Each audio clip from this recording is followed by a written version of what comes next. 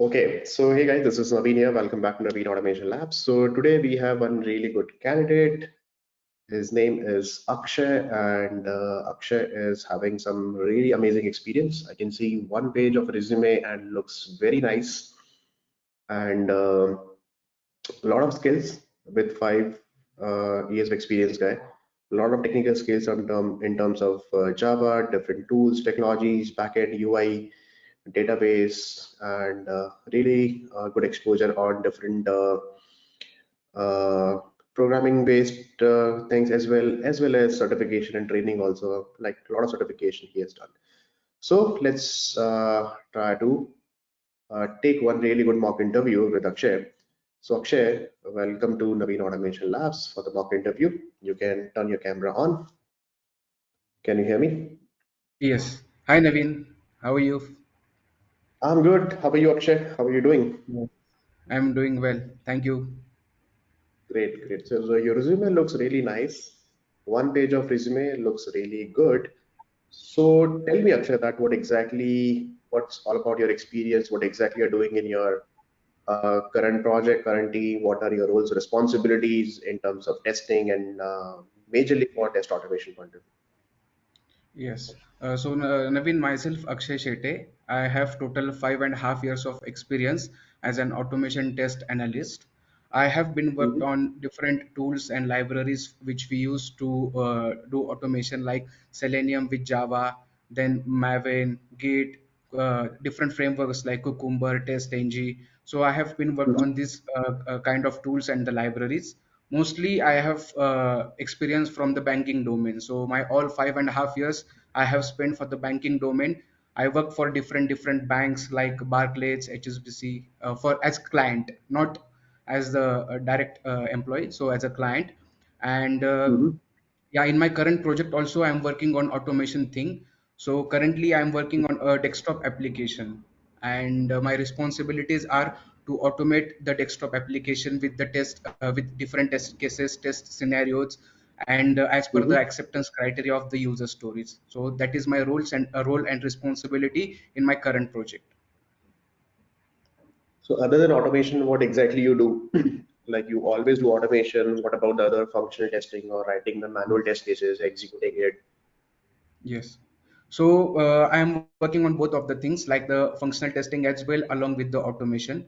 So Mhm. whenever functional team needs my support to do the functional testing, that time I help my functional testers as well during the regression scenarios or during the deployment time. So I worked on the both of the things, manual and automation, including test case writing, test execution through manual way as well, and the through automated way as well. And as of now I am just a single resource of automation in my current team. So it's my responsibility as well to automate the test cases from the regression perspective as well.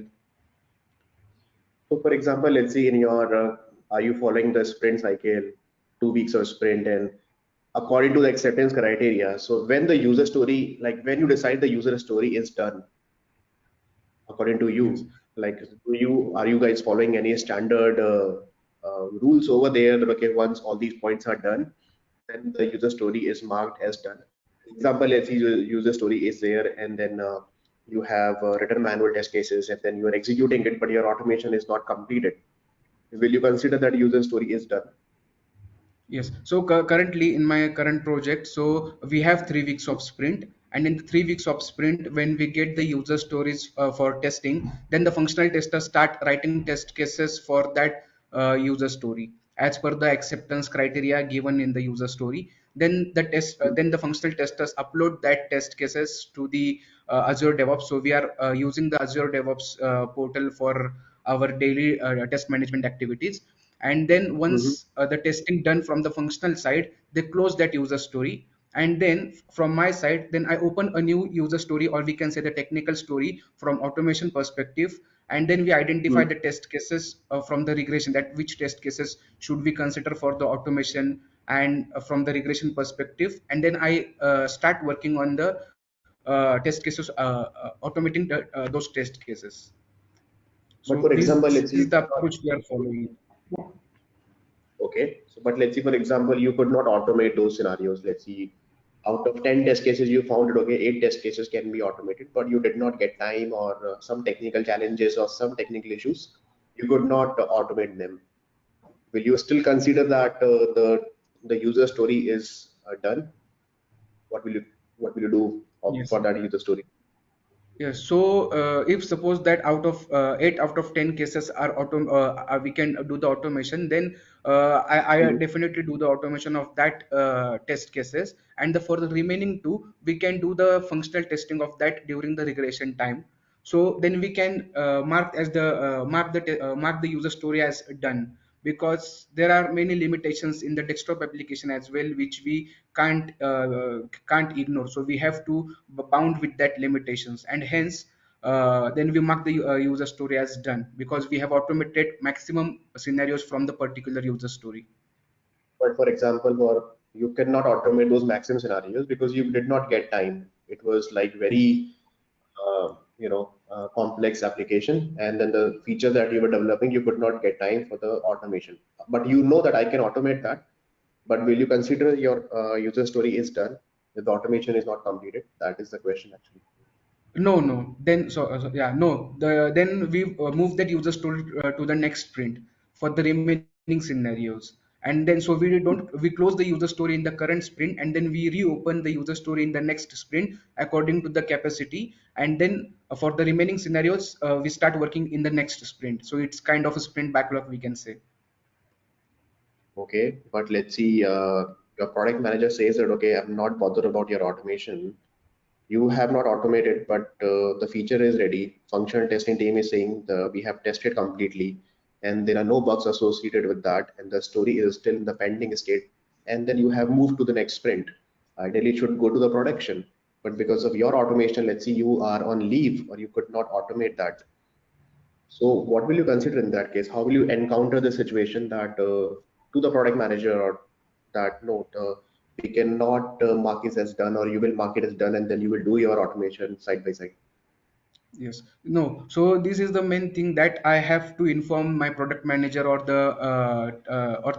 my test manager, that these are the things which are important from the regression perspective, and we definitely have to automate these things. And due to time complexity, I was not able to automate this in the current sprint, but in the next sprint we have to automate. Else, will happen if we deploy something new, new function, new product in the production, and if it might conflicts with the existing code or existing application, then that time in production we can get bugs, we can get issues because of this thing. And hence we have to automate from the regression perspective, and we have to cover that scenarios which are remaining in the last sprint. Yes, I have to tell them the importance of the regression and the automation. But let's say still they say that no, fine, importance of regression and automation is fine, but manually the entire team is already tested, the regression testing is completed, everything is up to date in Jira, but only your automation part is pending. Will you consider that no, the user story should be marked as done and move it to the production? And but just because of your automation thing is pending, let's see, will you consider that oh, this user story should be completed with automation test cases, then move to the production? No. So in that case, so I will do my job to tell the importance of this automation and the regression, and for the next sprint also, that if we get some issues, if we get some bugs, then we have to handle that issues. But I will tell the importance of everything to them, and if still they are not agreed to do, then it will be a team call. It will not my alone responsibility, because I have highlighted everything from my side. Then it will be a team call, and everyone, product manager, test manager, me, other testers, everyone will be responsible in that case if anything gets issue, if any issues gets in production. Good. Yeah. So don't have you ever heard about DOD, the definition of done? Yes, I heard. Yeah, definition of done. So like in your team also, in your project also, that do you provide or your team provides defines the rules for definition of done, that on what basis the user story will be done. So don't you think you should consider that automation criteria also or automation point also in the definition of done of the user story? Like the five Yes. definition of done points are there. And out of five, if one thing is missing, let's say automation or functional testing or bug fixes is missing, don't you think that user story should not be marked as done? So your automation thing, instead of explaining again and again in every sprint, better you mark your automation point in your definition of done. Yes, yeah, yes, this should be, we can implement it. So right now in the definition of done, we have the automation stuff, the automation testing, functional testing from the developers perspective as well. So we have that terms in our definition of done. Yeah, but definitely I can tell that points also while closing the user story. Yes. So tell me one thing that what do you think, as per your experience, that whenever you join a new project or new team where the features are still getting developed, and then you have good scope of automation, but the definition of done should consider automation or not? It means like automation points should be considered initial phase of the project development, initial phase of the product development in the definition of done. Shall we consider that, or we can ignore the automation thing as a separate entity? Yes, so from my understanding that we do automation, or we can say we every time when we do the automation on the stable application, that the application needs to be stable to start the automation on that, and till the time we can focus on the functional testing to make the application stable. So in early Mhm. stage, if automation is not there in the definition of done, then I think Mm. that could be fine until the application gets stable or some features gets developed. And once some features, some functions gets developed, then we can change the definition of done accordingly, and we can add the automation testing, automation perspective in that definition of done. Yeah. Okay. Okay. So, for example, let's say this is happening that your team is not giving the importance for automation, and your product manager and Scrum Master says that okay, fine, that we can do automation later. So, where will you raise these concerns or these points when you are working in the agile environment? Where will you raise these kind of concerns as for automation or QA point of view? Yes.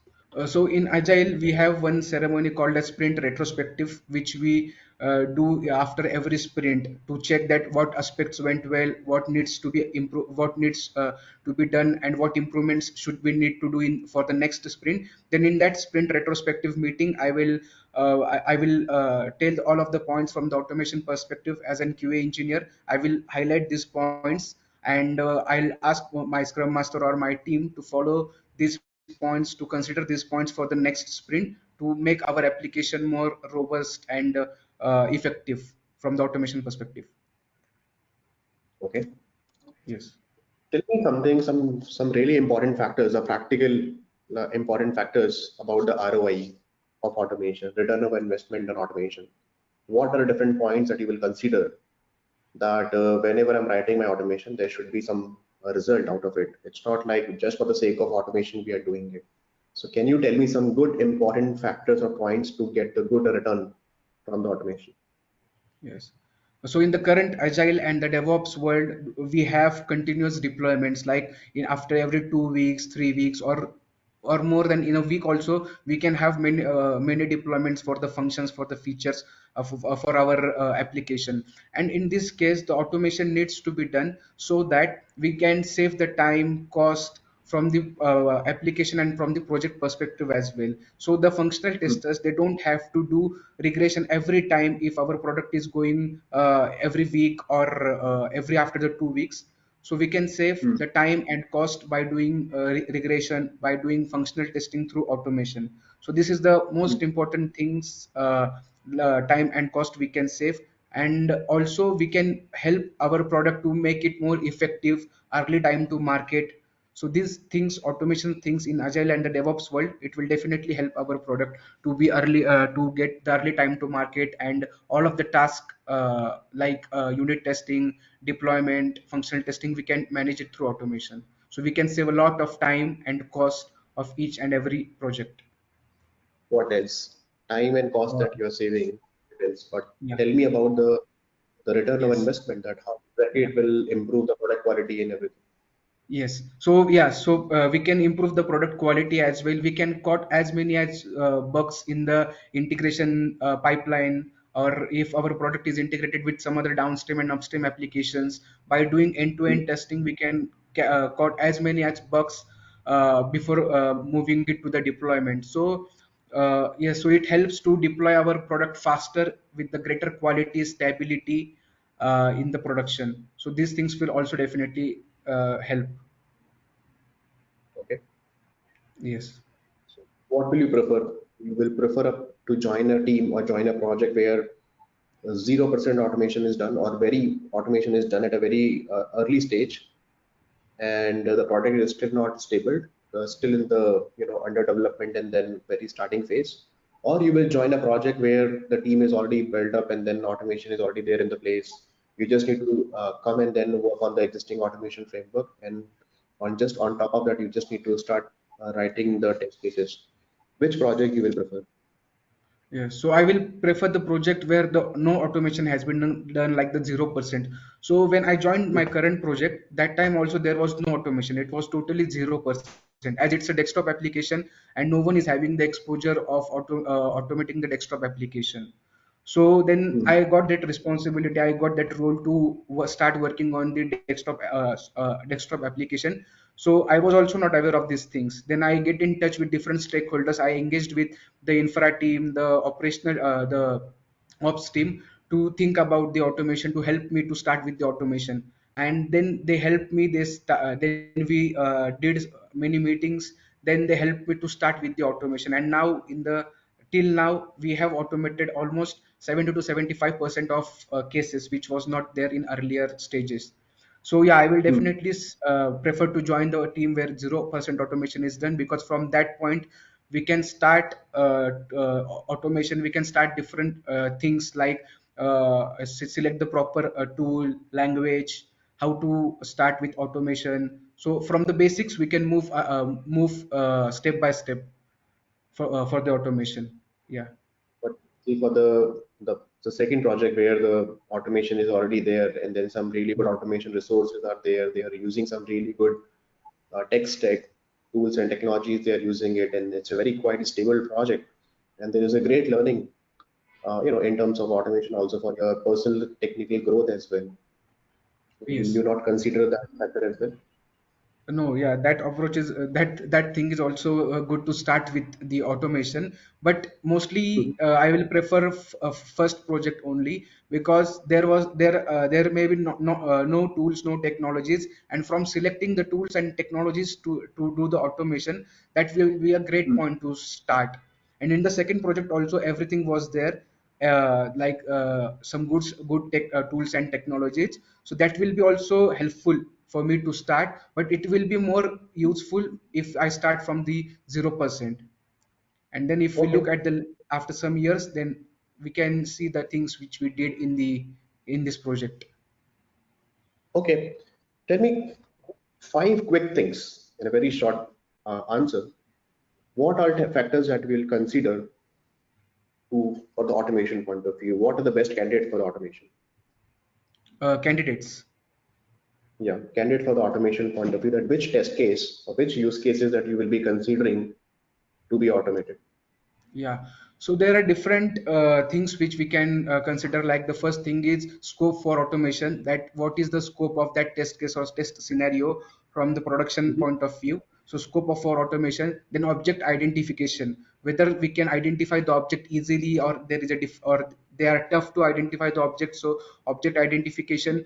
Then third, that usage of that application, like how like in production the customers, how customers are going to use that application. Like if it's a suppose if it's a forgot password stuff, then we couldn't think to automate that, because rarely it will be going to use in our application. So first is scope of automation, second is object identification, third is usage of that module or application, and the fourth is then we can decide the action recommended, like yeah, we can do the partial automation, full automation, or no automation of that module. So yeah, these 4 to 5 things we can consider. What else? Like you're saying in the scope, fine, it's Yeah.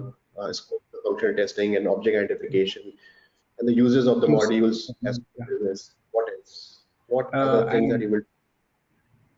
yes, so these are the three things, and then we can think like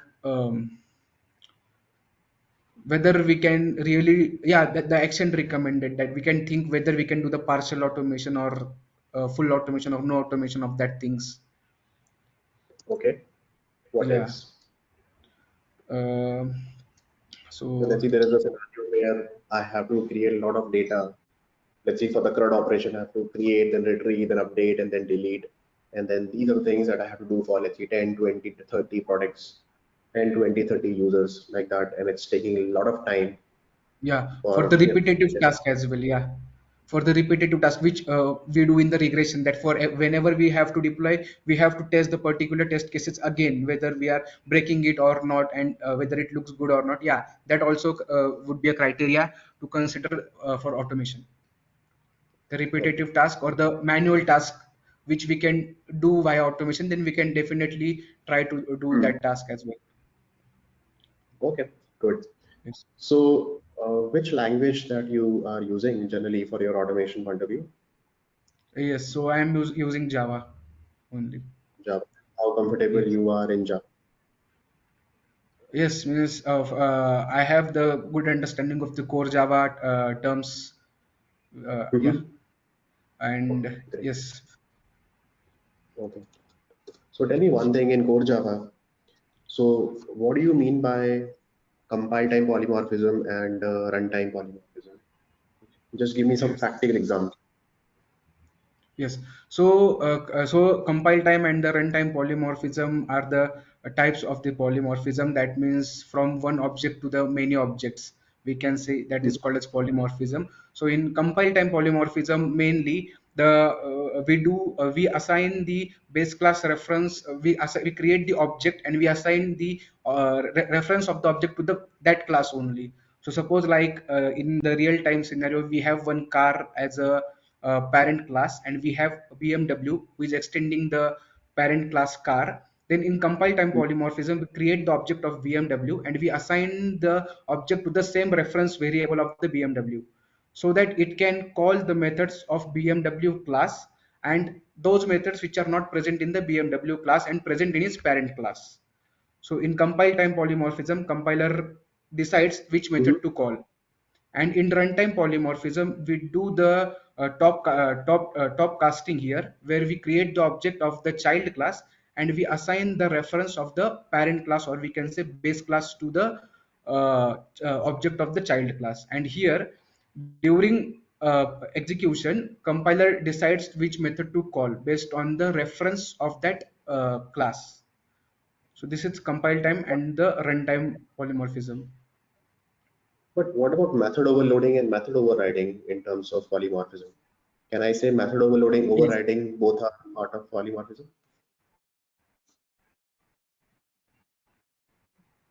Yes, so in compile time polymorphism, we can do the method overloading, but method overriding is not possible in the compile time polymorphism. That we can achieve through the runtime polymorphism. So where we can override those methods which are present in the base class, and we can override that methods in the child class. So method overloading is a part of compile time polymorphism, and method overriding is a runtime polymorphism.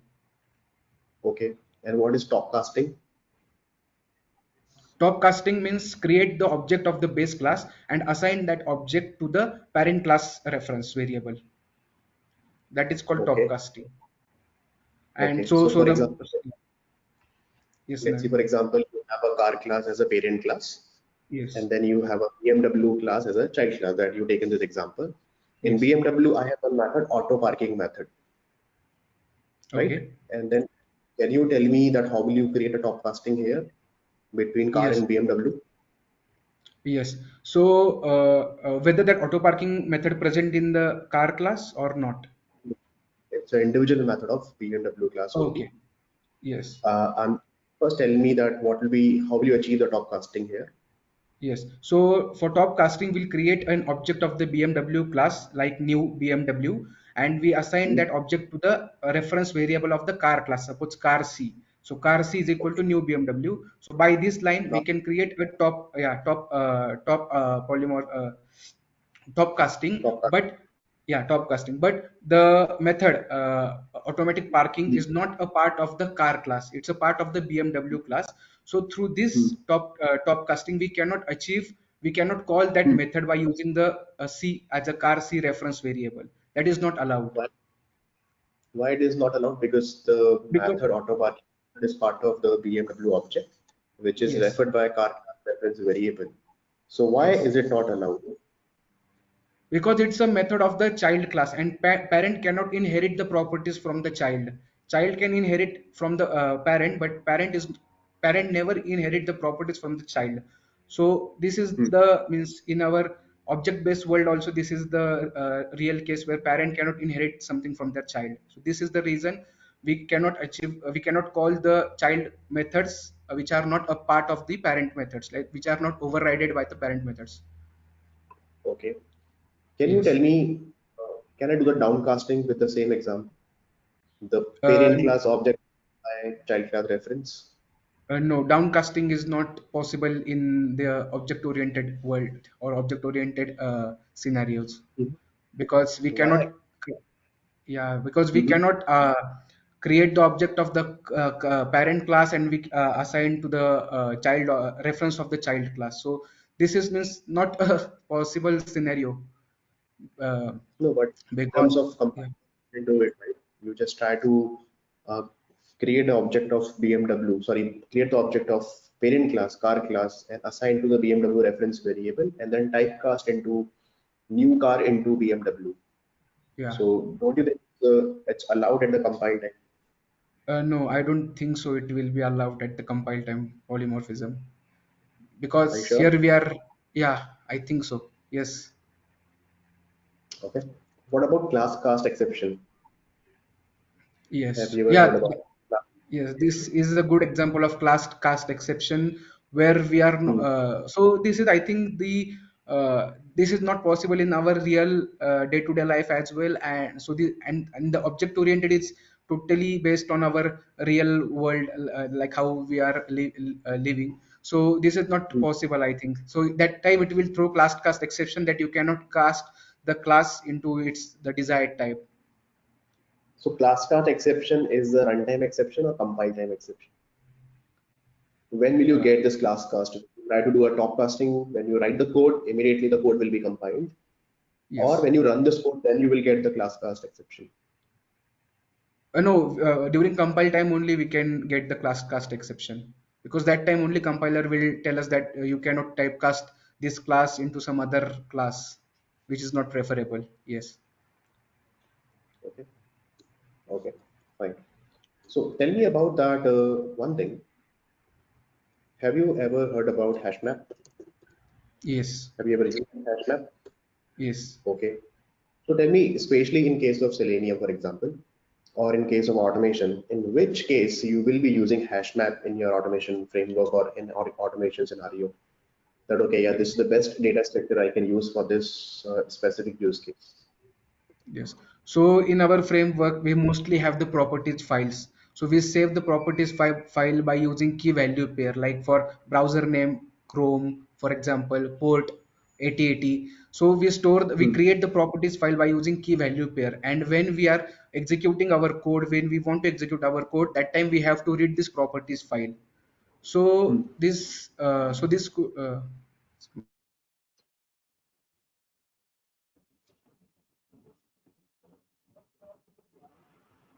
Okay, I think Akshay, you are disconnected.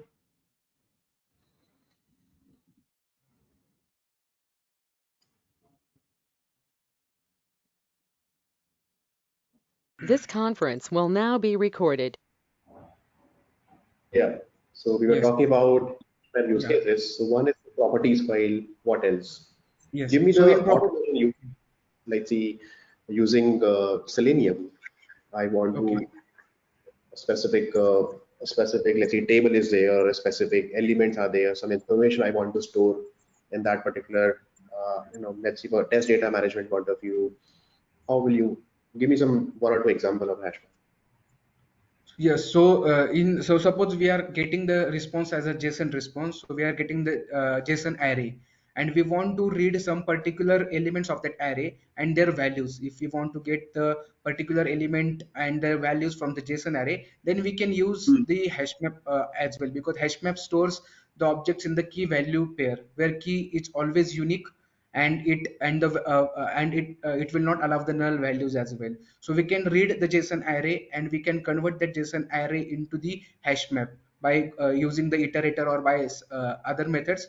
We can convert that JSON array to the hash map, and then we can store all of the array values in key value format, and by going forward we can use that keys and we can retrieve the values easily from the hash map. So Okay, it's a give me one good example. example.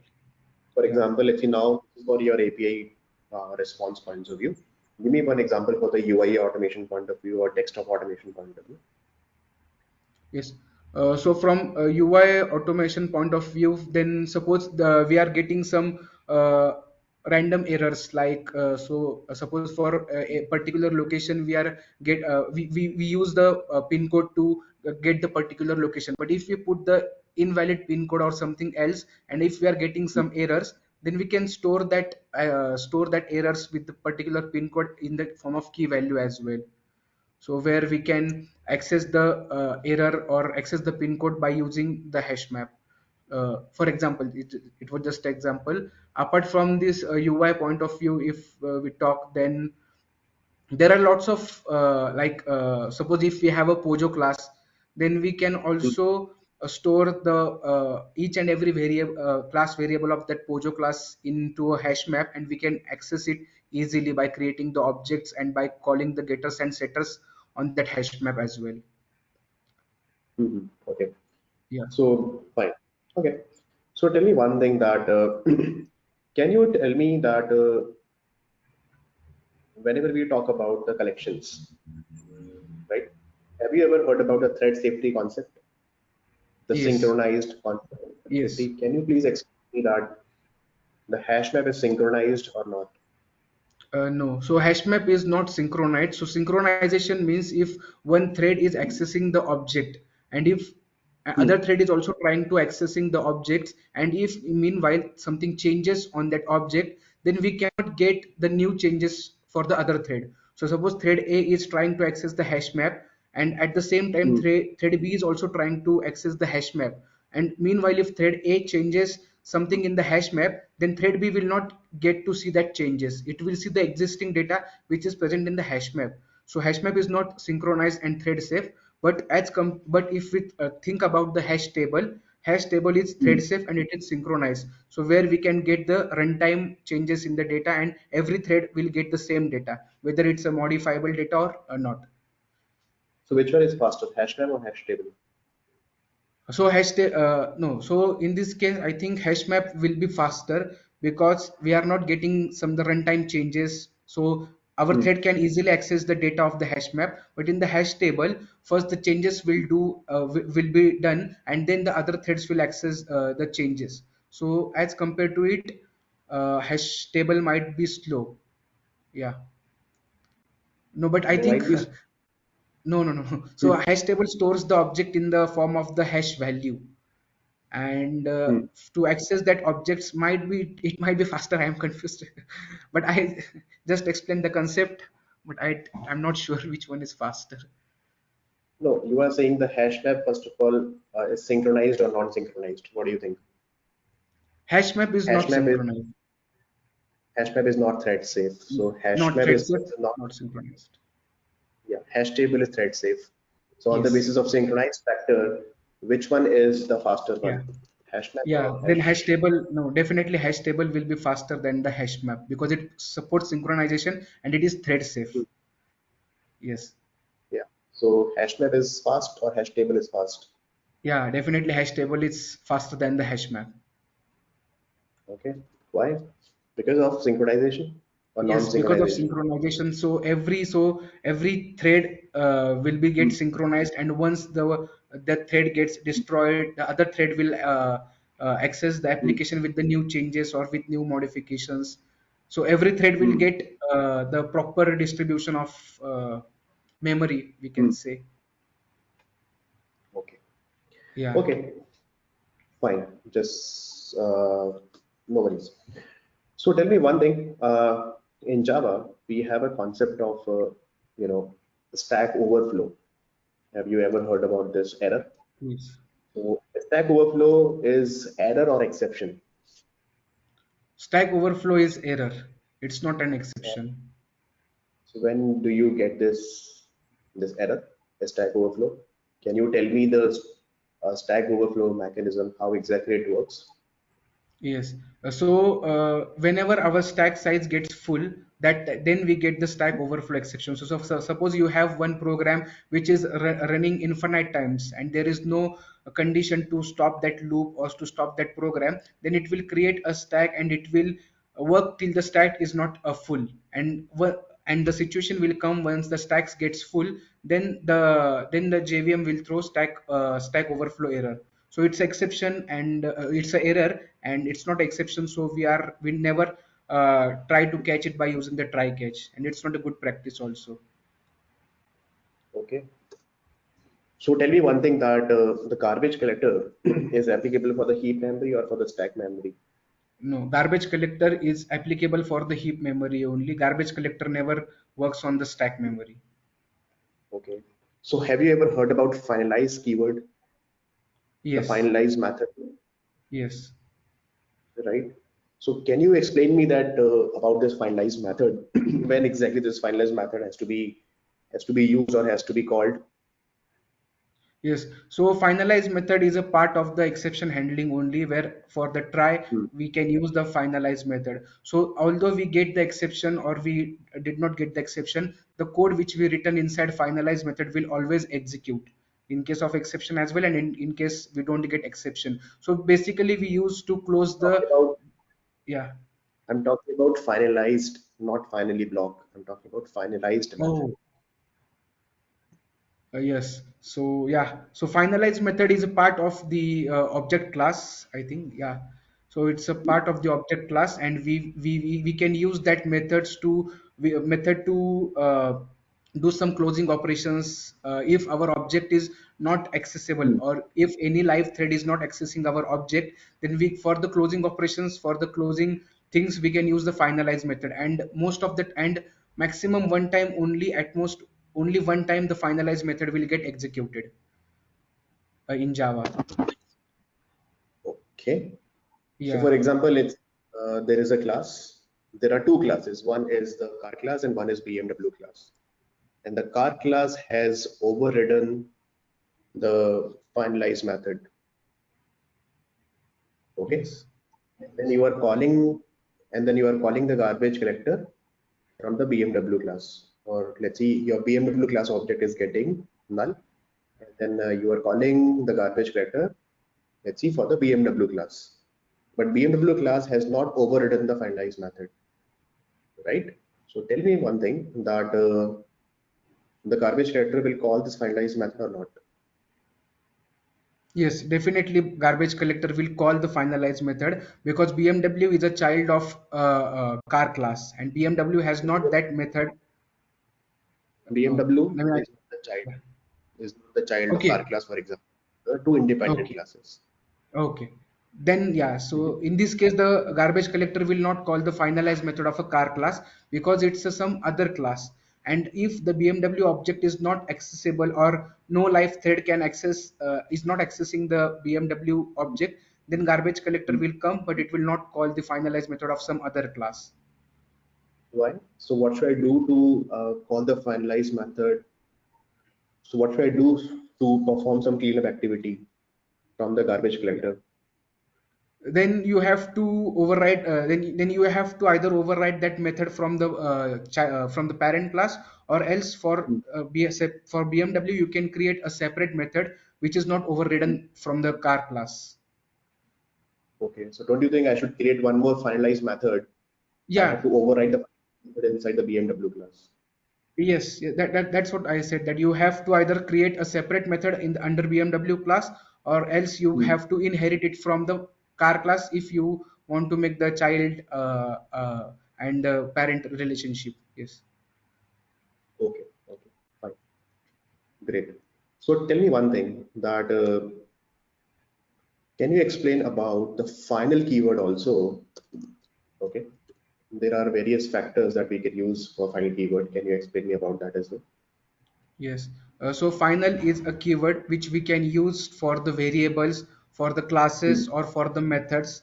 any one of this, we can use the final keyword with this. So if used final with a variables, then we cannot change the value of that variables till our entire Mm. program. So final means the value which we cannot change for the variables. If we used final before of any class, then we cannot inherit that class which marked as a final. So that's the second Mm. case. If we use the final class for the method, then we cannot override the method in the child class. So these are the three different scenarios of the final keyword. Okay. So tell me one practical example of in which case, for example, you have to design a framework. So in which case you will be considering a class having a private constructor. Yes, private constructor. Yeah. For example, let's see there is a class and then Yes. all the constructors are, or let's see one constructor is there, that is a default constructor and which is also private in nature. And there are other methods also in that particular class, right? For example, let's see there is a employee class. In that particular employee class, there is one private constructor and there are other methods also. Then if the private constructor is there, can I create the object of this class from outside of this class, from the other No, if classes? no, if private constructor is there, we cannot create the object of that class into some other classes. That will be not allowed. Then what should I do? Because it is not allowed, then how can I call the other methods of employee class? Then you can, so I think in the static reference we can create the object of that constructor, and then by using the static block we can call the other methods of that class. So in normal, yeah, in normal class we cannot create that thing, but if we create the Hmm. static block, and inside the static block we can create that object of the class where the constructor is private.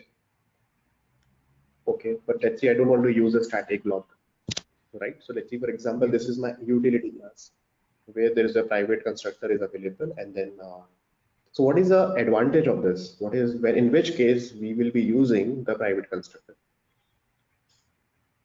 So if we do not want to disclose, if we do not want to disclose the in the abstraction scenario where we are hiding the data members and the member variables of that object, then in this case we can mark the constructor as a private. And to access the methods of that constructor, either we can mark it as a static, so that by using the Hmm. class name we can call that methods as they are static, or else the other option, as I said, that in static block we can create the object of that class and then we can call the methods from that static block. I think these are the two scenarios. Good. So in Java, can you tell me there is a class which is like very frequently you use it? Which class is having the private constructor, or which class in Java that you cannot create the object of that class? I think string class which we have, that is having us that is having default constructor as a private, so that we cannot create the string s is equal to new string. We have to call the parameterized constructor. So I think What string else? class is a good. And if Can you we create thought about, object of Can you create the yes, object of system class? no, we cannot. Yeah, system class is also a good example. To call the methods of system class, we have to use the class name directly. Okay, great. Yes. Fine. So can you tell me that can I achieve call by reference in Java?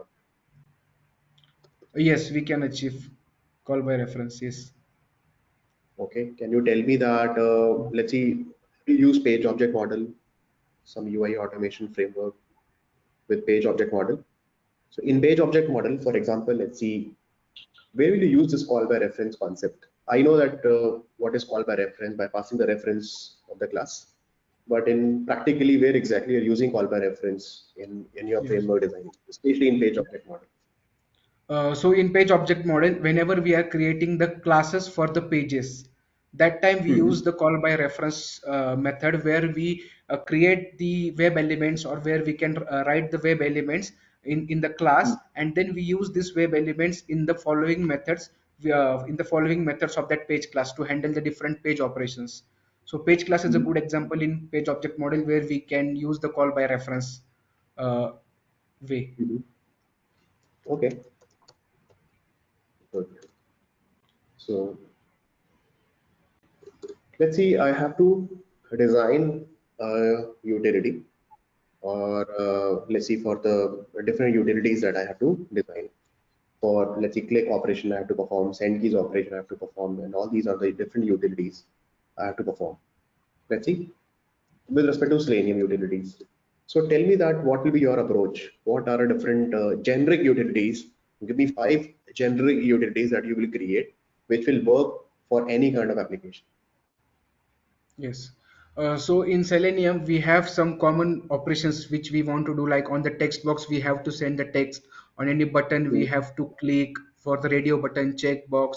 So these are the some Hmm. common operations like send text, click. So for this approach, we can create one utilities class, which is utilities class, and we mention all of these common operations under that utilities class. And whenever we want to perform that operation on particular web element, then we can directly call the methods which we have created in the utilities class by using that web element.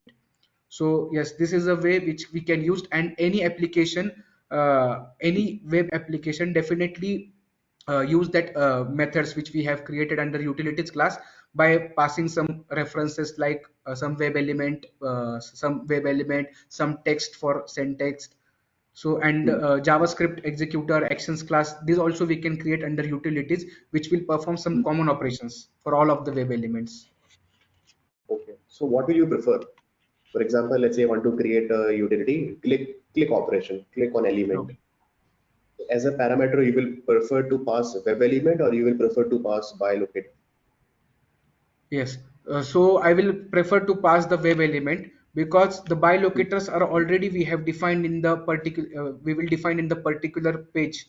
So if we pass the buy locator every time, then Hmm. uh, the thing is that for that buy locator, if we did not like some operations, if we did not possible to perform, then that method will not be useful. So we will pass the Right. web element. Yeah, means I But if am you're passing the web element, if you're passing the web element, it means first you have to create the web element. Why web do you need to element create the? with by locator. Yeah, it's a one and the same concept. Either you pass the web element because, as you said, that we have to create the by locator first, or if you can directly pass the by locator on the place Hmm. of web element. I Don't you don't think that? think any difference. Okay, but let's say in case of passing the web element, first you have to create the web element, and then you Yes, are, passing. then you are performing the action like click or something. So why do you want to create the web element in advance and then passing to the click? Why don't you create a by locator and then let click decide that which element on the basis of this by locator you want to create, and then perform dot click? Yes. Don't you think So some yeah. approach? Hmm. No, but in this approach, if in case in future, if the buy locator gets changed, then we have to Hmm. change that buy locator everywhere where we want to, where we have mentioned that buy locator. And if we pass the web element, then we have to Hmm. change that buy locator in only the page class where we mention the buy locator. So from the maintenance point of view, if we think, then the passing of web element will be more easy than passing of the buy locator. In that also, if in that case also, if the locators are getting changed, then Yeah. web element also needs to update, Yeah, but right? the Because ultimately, activity which we have to perform on that, we just need to update that particular page class, not each and every method where we use that by locator. no, no, I'm talking about not each and every method. In the by locator, you just need to pass the by locator reference, Yes, not the hardcoded value. Just hard simple coded. pass, Yes, not the hardcode value. You just simple pass the by locator reference, and then in your page class, you just maintain your by.id, by.xpath, or CSS, whatever you want to use that, and let click method decide that on the basis of this by locator, we have to create the web element. Or you will create the web element in advance and then pass it to the click method. Think yeah. about like, The second approach, I'll prefer that to create the web element in advance and then pass the web hmm, element and then perform the operation. okay. So don't you think here the slightly different things that you can improve by passing the bilocator? Because when you maintain the bilocator, you are not hitting the server, you are not creating a web element, you are not performing any driver.find element, right? You are just Yes, maintaining simple bilocator by variables. locator. Yes. And when at the runtime, you just passing the bilocator and then creating the web element at the runtime. So you can avoid other things. You can do a proper error handling, proper exception handling. You can do perform better synchronization. Also, you can do that because when you create the web element in advance, then you have to take care about the synchronization also. Yes, it will be inside the memory. Yeah, from that point also, yes. So Hmm. we can pass the by locator and then we can create the Hmm. element at runtime. Yes. Okay. So have you ever heard about the page factory pattern, like page factory that we use with at the rate find element, Yes. at the rate find annotation is there. So what is Yeah. the advantage of this at the rate find by at the rate find annotation? So yeah, have used that find by and all to create a Hmm. particular locator like at that find by using XPath, CSS, ID name. Hmm. So yes, so find by is an annotation provided by the page factory, and I Hmm. don't know the exact detailed functionality of the find by, just used for the creating of the web elements. Okay, no worries. That's fine. Yeah. Okay. Okay, back to Java. So tell me in Java that how will you create your own custom exception, right? Yes. So in Java, so we will create a class, and the class will extends either exception class or the throwable class, and then inside Hmm. that class will override the toString method of the object class, where we pass the Hmm. and we return the custom string from that toString method that which exception we want to throw. Okay. Yeah. Okay. So, for example, let's say same thing, this do click method that I'm using it, and I want to handle one exception also because you never know that exception is coming, no such element exception or a stale element or any kind of Java or Selenium based exception is coming. So how will you handle the exception in this do click method? Yes. So custom exception you're talking about. Yeah. Yeah. So suppose I want to throw an exception like the click method is not suppose the element is not clickable. I want to throw this exception. So I will create a Hmm. class and the name of the class would be element not clickable exception. And this class Hmm. will extend either exception class or the throwable class, any one of the class. And then inside this class, I will override the toString method of the object class, and this toString Hmm. method will return the string element not clickable exception or something like that.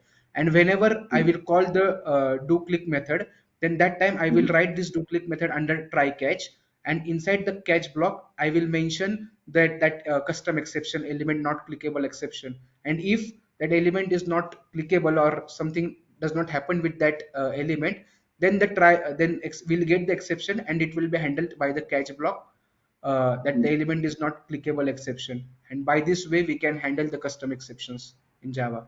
So like, wherever you're coming to the catch log, can you consider throw keyword here also, that throw new and throw your own custom exception? So no, but throw keyword we can use only in the try block.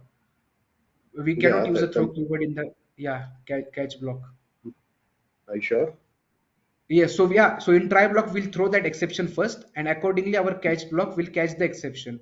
And if it's an Hmm. element not clickable exception, then our catch block will get executed. If it's some other exception, then after our custom exception we can add one more catch block with the exception Hmm. class. Then that catch block will handle the exception if it's not our custom exception. But where will you use a throw keyword inside the? So I want to use the, let's see, throw new my own exception. I want Yeah, to throw that exception. yeah, definitely Let's inside see. the try block. Okay.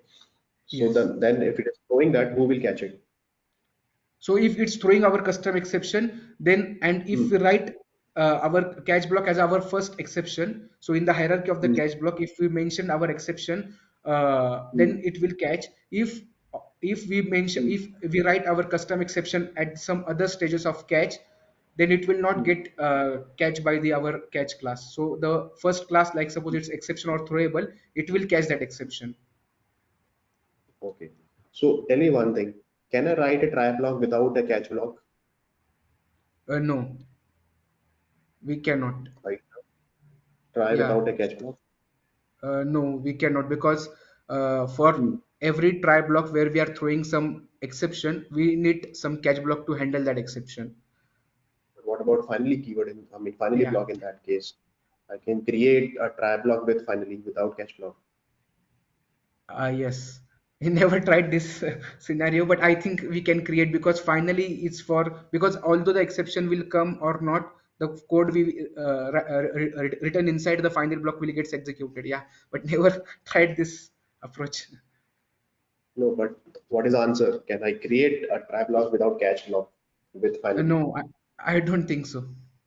We Are you need to sure? we need to use, yeah, the catch block and then the finally if we want to use, because it's optional thing. No, you can do that. You can create one try block and the Okay. exception is coming or not. You can just simply define the without catch block. You can directly write the finally block. Just try that later on. Yeah, never tried this. Yeah, but we'll try.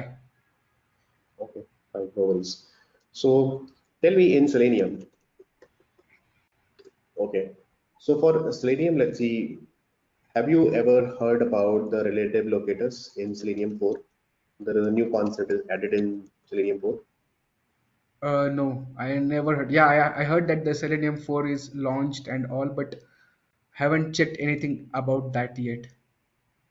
Okay, fine. So, okay. So tell me, how will you handle a complex web table, for example? You worked with the web tables? Yes. Okay. So tell me one thing that how will you handle a complex web table? For example, let's say there is a table on the third row. We have to select a checkbox. Okay. So there is a column, and then before that there is a checkbox, right? So how will you select that employee checkbox? Yeah. Then for that, first we will write a method where we will pass the employee name, where we'll pass the string as an employee name, and then we'll Hmm. start by going through each and every row of that element by creating a dynamic XPath. Like what dynamic XPath means. So for that particular row, we will use the for loop or the enhanced for loop for that particular row. So we break Hmm. our XPath into two ways, like before XPath and the after XPath, and in this we Hmm. will pass the data like the employee name, and if we get the employee name, then we can use the Hmm. XPath locators, like the XPath methods like the forward sibling, sibling, some these methods depending on the structure of the web table, and then we can click the checkbox as Why are given you checkbox. then why are you breaking the XPath into two part before XPath and after XPath if you are using the concept of sibling? Yeah, because if suppose new rows gets added into that table, and our Hmm. then our hard coded XPath will not work in that case. So suppose if we pass the row number by default. Yeah. Yeah. So, but why are you going with the row number and the column number? You can just simply directly go with the name of the employee and then use the Yes. concept of preceding sibling and following sibling concept, Yes. right? So the name of the employee, go to that particular employee column, and then from that column to the preceding column, you can do that, Yes. right? Preceding. Yes, we That can gives do. any indexing concept. Yeah, then no need to pass the indexes. We can just travel the rows, and if we get the employee name on the particular row, according to that, we just use the preceding sibling and the XPath locator to check the checkbox. In fact, why do you want to traverse the entire row? Because you are directly passing the contact name or employee name in the function. Just simple append the employee name for that in that particular XPath. You don't need to traverse the entire row. Don't you think so? Because for the traversing the entire row, you have to write a for loop once again. For loop, yes. But if in So you case the data don't, gets changed, or if in case means the extra rows gets added or some rows gets deleted, then I think it will break the XPath. no, it will not break. For example, let's say there is a second column and there is a employee name is there. Let's see, Akshay is there, and which is a link. So I can start directly. A contains Yeah. or A text is Akshay, Yes. Yes. So yeah, right? And the if it's a link, then we can use that. Yeah. Yeah, we can use the context, or we can directly check the text of that row. okay, fine. So tell me one thing in CSS selector, do we have the concept of preceding sibling or backward traversing Yes, we have. in CSS? Yes, so where we can use the parent name, and for the child we can use the arrow, like the greater than arrow But for that is each child. parent. That Yeah, is forward travel. I'm talking about the yeah, backward forward travels. travels.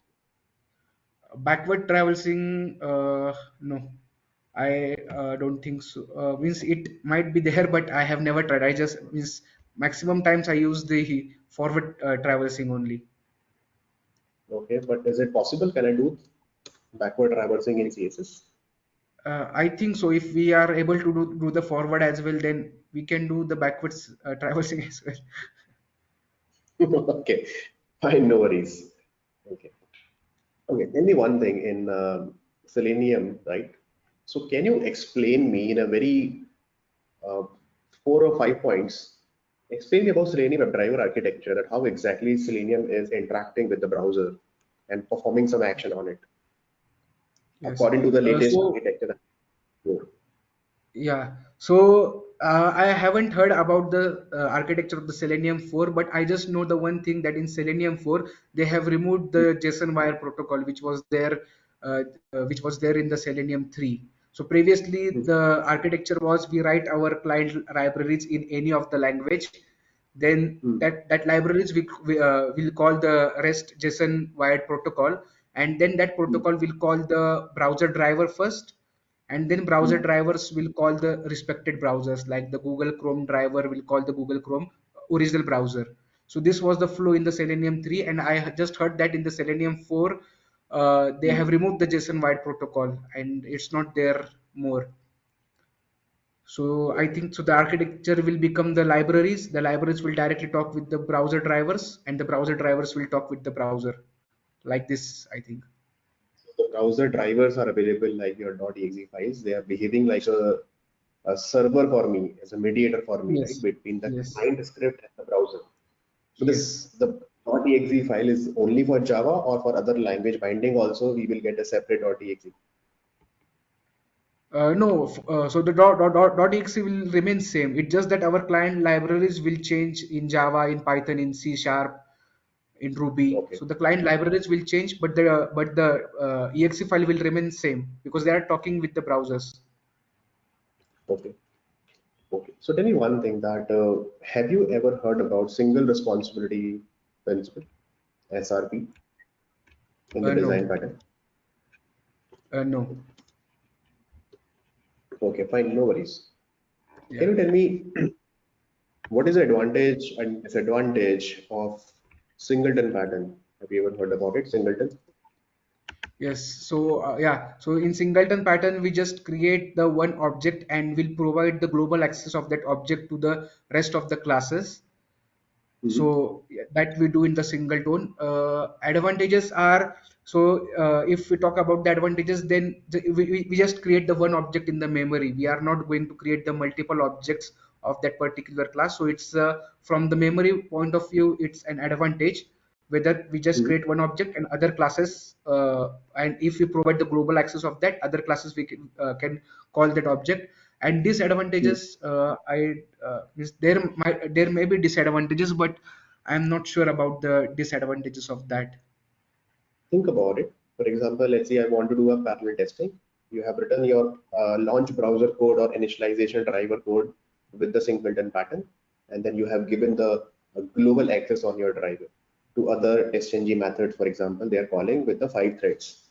So one thread Yeah. is calling that particular method and then creating the object, and the same object is already created. Second thread is also trying to create the object for different browser. Can I do that? No, the synchronization will be a big problem in the singleton because one thread is already accessing that method. So till the time other Mhm. threads should have to wait till the first thread gets destroyed, and then only the other threads can access it. Yeah, so the synchronization will be a big disadvantage in this singleton pattern. Synchronization or parallel execution. Both, because in parallel execution, multiple threads calling the same method. So yeah, it's a kind of means that the concept is of the synchronization only. Okay, fine. Yeah. Okay, so tell me in your framework, so which report that you are generating, generally like you have to showcase a report to the management and to other team members that okay, this is the result of my automation. So what is your favorite test automation report and why? Yeah, so we are generating the extent report for the automation team, like Hmm. for our understanding that why the test case has failed or has passed. So for that, and if the stakeholders or the project managers required that report, then we generate the PDF report and yeah, and then we generate the PDF report. So the Grasshopper community has created the PDF report, and we just use that PDF report to show our execution to the stakeholders or the project managers because it's more high level and easy to understand. Okay. Have you ever worked with the LAO report as well? No, I heard about the Allure report, but never used and never worked on the Allure report. Okay. Okay.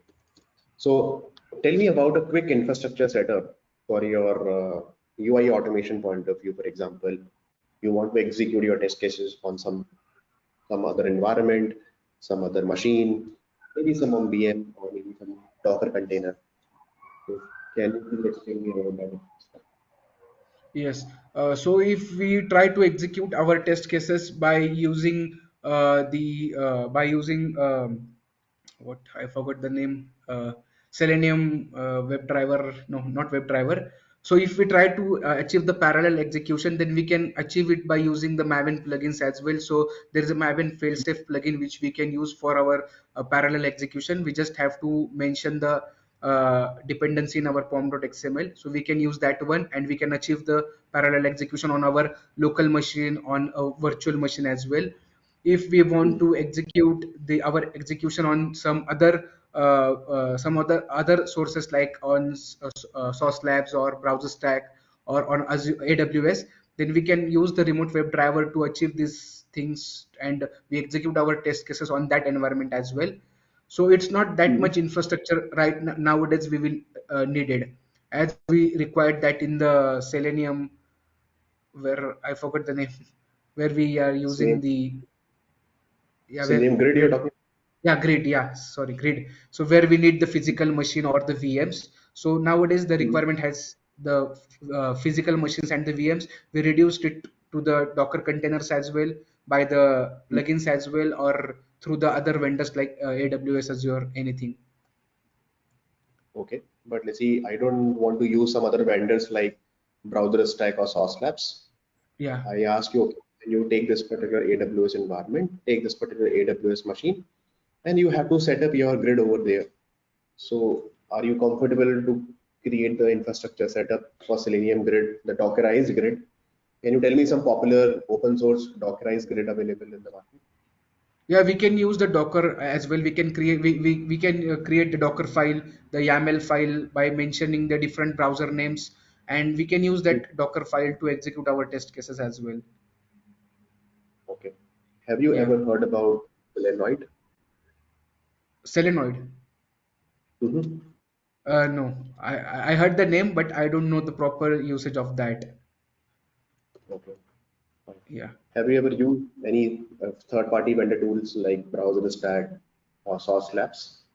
No, for practice purpose only, I have used that on the free account which they provide for the 2 hours or something like, or the 30 days. So for practice purpose I have used, but not in the current project or never. Okay. Okay. So tell me about your, give me the basic difference between put and patch call in REST APIs. Yes. So put call we can use to create a new entity or to modify the existing entity which is already there. So put call we can Mhm. use for both of this task. And patch, I think patch we just need to use the to update the existing object. We cannot create a new object by using patch. So Okay. that's But let's see, the, in terms of update the entity, the put also is also updating the existing entity and patch is also updating the existing entity. So what is the main difference in terms of update? yeah. So if the so if we use the put and if the object is not there, then put will create a new object there, and patch, I Mhm. think patch will throw some, might throw some exception. I'm not sure about the Mhm. patch. Yeah, That is but the first difference. Is the in terms of update, what is the difference between put and patch? So this is the Like basic thing I just I want, know about put and patch. so let's say I want to update my phone number out of five different entities, my first name, last name, email ID, phone number, date of birth, city. I just want to update my phone number, right? So which call you will prefer, put or patch? Yeah, I think so. In this case, the patch call will be more useful as the name suggests. So we just have to change a particular thing from that object. Mm-hmm. And if we use the put, then we need to pass the entire object and we just have to change the phone number of that particular object. Yeah. Okay. So the patch Can you call tell will me? be more useful. Okay. Can you tell me the difference between URL and the URI? Yes. So URI stands for Uniform Resource Identifier and URL is Uniform Resource Locator. So in URI, Mm. it's a combination of URL plus path parameter. And where URL, it just means there it's not necessary to pass the path parameter or the query parameter. It might be just a normal Mm. string, normal URL. Mm. So Okay. Okay. yeah, that is a difference. Okay. Can you quickly tell me about the difference between HTTP and HTTPS? Yes. Why it is called So of yes. HTTPS? Yeah, so in HTTP client and server, they just communicate with each other by using a plain text, which is not encrypted, which is there is nothing in that HTTP. It's just a simple hypertext transfer protocol which use a plain text to communicate between client and server. And in HTTPS, they have provided some additional security like the secure SOC SSL layer or the TLS layer to keep the data encrypted between the client and the server. So that's the difference Mm-hmm. between HTTP and HTTPS. Okay. Okay. Great. Yeah, and So, there is one more thing that the HTTP is lightweight because there is no encryption, nothing, and HTTPS is uh, more heavier than the HTTP because there are some encrypted and decryption techniques used. hmm. Okay. Yeah, So which one you that prefer? is You will so prefer. You will prefer. HTTPS because it's secure. All of our data gets encrypted so that so the third party or the third guy sitting between the client and the server cannot access the data easily. Okay. Okay. Yeah. So you have extensively used, APIs, and you have worked with some other different REST assured frameworks and everything. So what will you prefer? You have written the Karate as well, right? You have worked with the Karate framework as well. No, I have not worked with the karate. I have just understand the framework and for my own understanding the APIs which are available on the Google on the internet which are free APIs. I just work with Hmm. that for my own understanding that how the framework looks, how to use that So, framework. so which one you prefer, as per your basic understanding, Karate or REST assured? Uh, so so rest assured, so both are the good frameworks. But if we talk about the karate framework, that the scripting, the coding techniques, coding knowledge which is required uh, Hmm. in rest assured, that is not necessary in the karate. So in karate, we can just create the feature file and we write that feature file in the simple English language that do the post call, validate this Hmm. data and all. So the coding knowledge is not required in the karate. So that is the big advantage of karate as compared to the Hmm. rest assured. But and there are more methods in the rest assured. There are more libraries are present in the rest assured which we have to Hmm. use to handle our APIs. But in karate there are no such a libraries required to handle everything. They have provided by in the Hmm. karate framework only by reporting or to handle various methods. So it's more convenient than the rest assured. Okay. Akshay, give me 2 minutes. Let me get my charger. Okay. I'm stopping the Yes, recording. sure. Okay. So Akshay, I'm Yes. just giving you one. I'm sharing one link with you for the collab added, and Okay. I'll ask some question just to check your basic knowledge on Java and Selenium. Okay, you don't need to write the complete exact syntax, but I'm expecting what is the logic that you will write over here. Okay, so Okay. just a second. Can you see something? Like for example, if I'm writing hi here, can you see? Yeah, I can see. Okay, great, fine. So for example, let's see, I have one string here, okay, and string s is equal to, I'm giving you a very simple problem. Let's see, the string is having this test, then 1 2, then the string is having pop, then 90, then the string is having java, and again 989, something like this, and then the string is having python. Okay, so what you have to do, so you have to give me the output. The numeric part will remain same at the same position, but the non-numeric part, for example this particular test, you have to reverse this. So the output will be like this. This is your ts et, Okay. and then again pop, and then 90, then a, I would say b, and then a, then j, and then 989 will remain same, and then the reverse of this particular python. So let's see, I'm writing some small letter. Let's see, p by t here. So here it will be t by p. So this will be the output. Okay.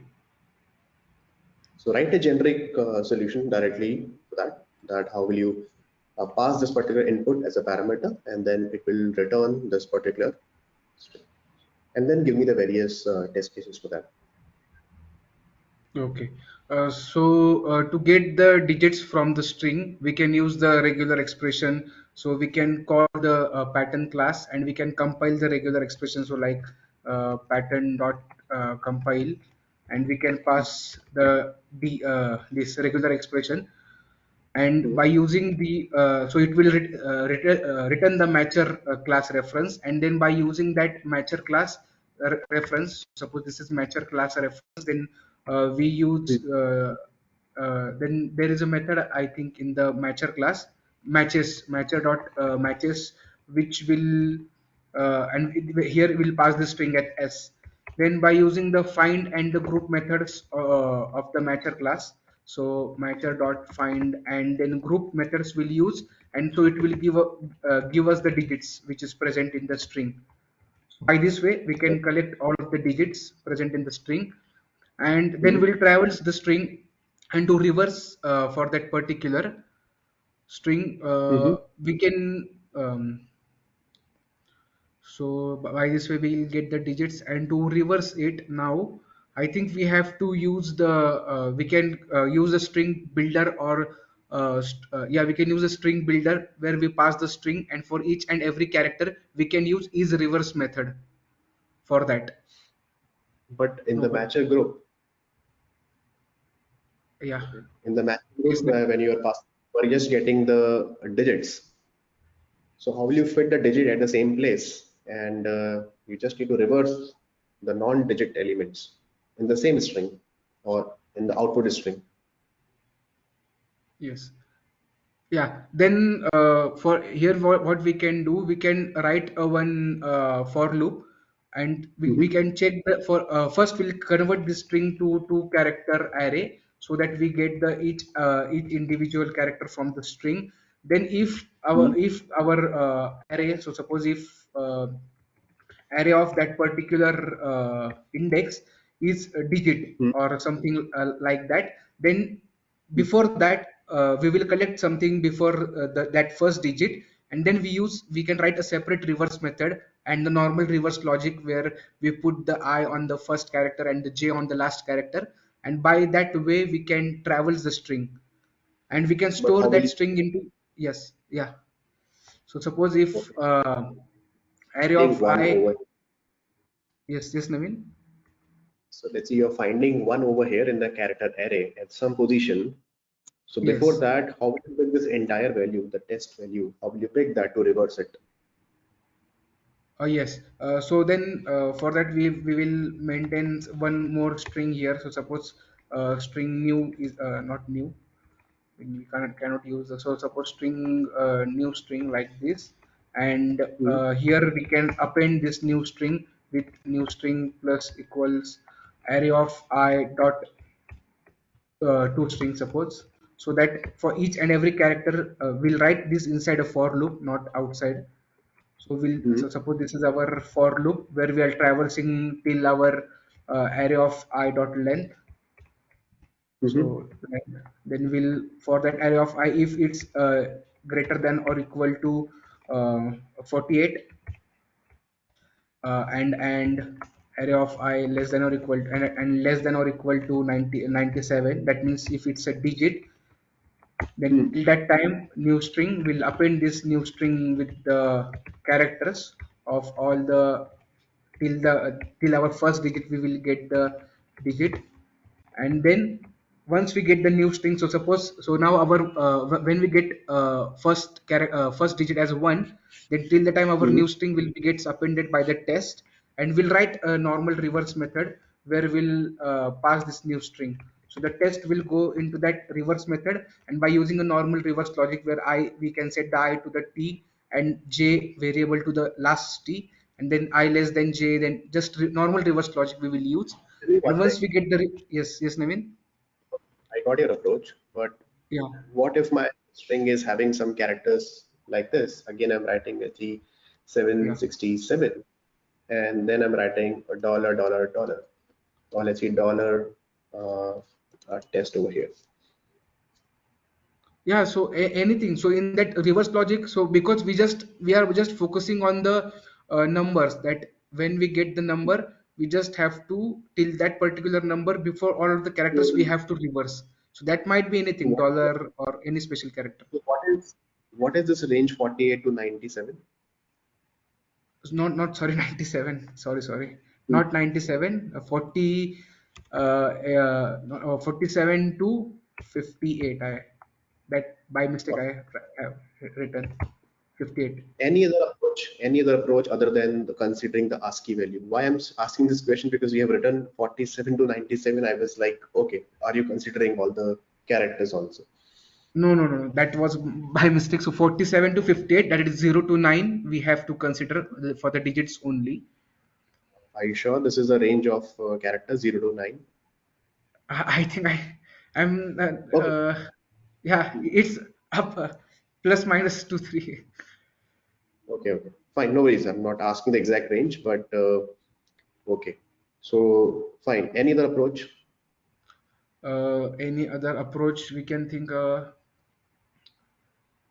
Um, so this is the one way, and the other way is Hmm. hmm, Okay, fine. That's okay. yeah, So tell me one. I have another string for you. For example, let's say a string test is equal to.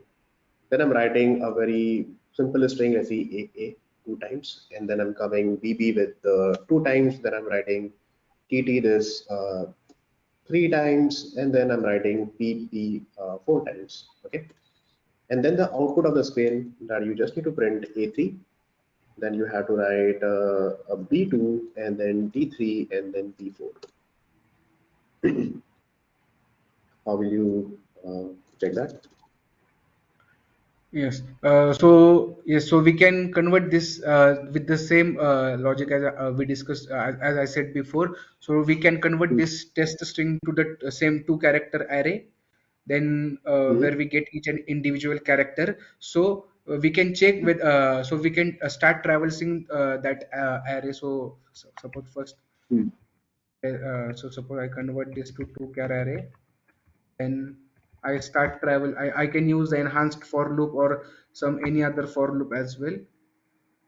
I Mhm. can use some, yeah. So suppose I use the normal for loop till the array dot length, and then inside this for loop, so array of I dot Mhm. equal array of, so I will use one more for loop inside this. So Mhm. for one more for loop till the array dot length the same, and then Mhm. I'll check whether that array of I equal array of j, Mhm. array of j till I, and this for loop, the inside in inner for loop will move till the end of the string. So if as soon as if it gets some other character, this for loop will get break. So this if condition will gets false, and then we'll use the break so that the inner for loop gets break, and then for the next character it will start counting. So as soon as we count the characters for some particular character, then we can mention that in some another string, like, so we can maintain, we can maintain one more string here, string s, and we can just But don't you think yes. there is a value of j here? J What is equal is to the I. value? What is the j counter? J counter is I plus 1. Yes, j counter is yeah, j counter is I plus 1 here. Yes, that is the next Okay. character we want to pick. Hmm. So it's a kind And of brute force approach that we are using it, that you're comparing ith element to the next element. yes, it's a brute force approach. Yes. So can we improve this? Because it will give you Yeah, we somehow. can improve this by using the streams as well. But I don't. Hmm. We can use streams as well. But I don't know the method names in the streams. No, Uh, it's fine to use the streams, but can we improve by using some better data yeah, structure? we can use the hash map as well here. Mhm. Can you write the hash map code? Yes. Yeah. Let me try. So yes. So this is our string here. Yes. So yeah, so we'll convert this test to two char array first to get the Hmm. each and every character. Then we'll create one hash map. So suppose hash map of character integer we'll create Hmm. is equal to new hash map, or here we can use the map as well. So new hash Yeah. map, here we can Hmm. get the map. Yeah, then we can then we'll check first if that Hmm. then we'll use the for loop to travels our array. So Hmm. for the array dot length, then inside this for loop we'll check if that array of I uh, is present in the hash map. So hm dot contents will use like the Hmm. contents method of hash map. We'll check this array Hmm. of I is present inside that hash map or not. If it's not there, then we'll put that we'll put so we'll put the hash map character into that hash map by, so we'll get here, so hm dot put hm dot get key this array of I, and then we'll put the value like so suppose if it's not there, then first we'll put so hm dot put that character, that array, that character dot one. So first we have put the character, and now here we'll check Hmm. the contents key, and if it contains true, then it will go inside this hm dot put hm dot get key of this array, and then we'll increase the counter or something. So we'll maintain one counter as well, so that Hmm. the characters will go inside the hash map, and later we can print the hash map with the key and value by using entry set method or normal iterator. We can print these things. So where will you maintain the counter and where will you increase the counter? Yes, so here, so we have put the one, then the so counter will create one counter here, which is Hmm. one, suppose here in this case before for loop, then we have put the one counter, so counter and if else, and then we'll increase this counter here inside, So not at line here. number 55. Mhm. Yeah. Yes, Okay. Naveen? Yeah. Go ahead. Go ahead. Yeah, so we have put the one here, and then we'll increase the counter here. Yeah, it's the same. So the counter will become 2. Now it will check for this contains key. If it contains, Hmm. then we'll give the counter value here. But Okay. So in if it this is case, containing, for example, next time it will be A once again at the first yeah, position. Then again it will, the first condition will be satisfied. Then you are putting the value of array of I. It means second A that you are putting. So what will be the counter value? yeah. So here the counter plus plus. So here it will become 2. Okay. Fine. Yes. Then it will come over here. Let's see at the B position over here. Then Yeah. Then again we have to make the counter 1. So yeah. So now it will check for the B here in this line, and B, if B is not there, it will put the B1. Yeah, but the value of the counter is greater that time. Yes. No, then we have to here maintain the counter Mhm. to the 1 again. So you're getting a problem. That is a problem here. Yes. So how will you rectify this issue? So here if else, and then here after if else we have to make the counter 1 again. Mm-hmm. So for the first time it will create 1, then counter will become 1, then it's counter plus plus uh, 2. Then again it will encounter the A, so it will not come into this else part because A is already there. No, but it Mm-hmm. will make this Again, counter how 1. Yeah, so here, yeah, I mean, this is the correct approach. Here we'll use the counter value and then we'll increment it by 1. okay, so can you dry run this one by one? Let's say first go with A. Let's make Yeah, it 2A.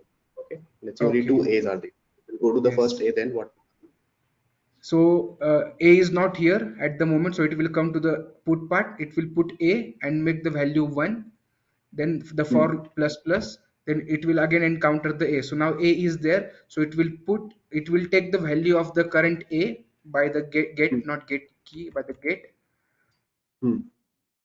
Sorry, here we have to, yeah, get, it will get the value of the A, that is 1, and counter Hmm. plus plus, so counter is 1, so it will become 2. So now it will put Okay. uh, A and 2 again. Okay. For again the for plus plus, now it will get the B, so it will come Hmm. here. Now B is not here in this Hmm. hash map, so it will go to the Hmm. else, it will put B and 1, and then the Okay. next for loop. Yeah, and yeah, so here the value of counter is 2 at the time, so it will put P as 3.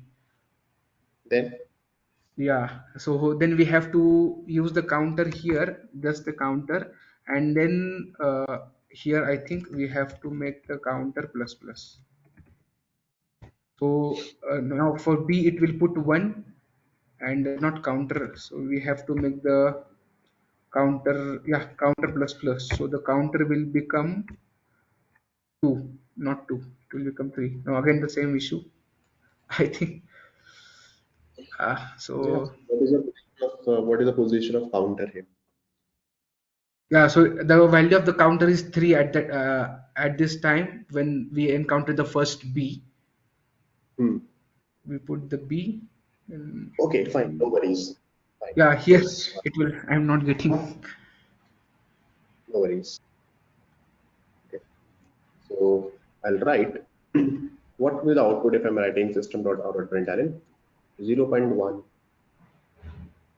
0.2.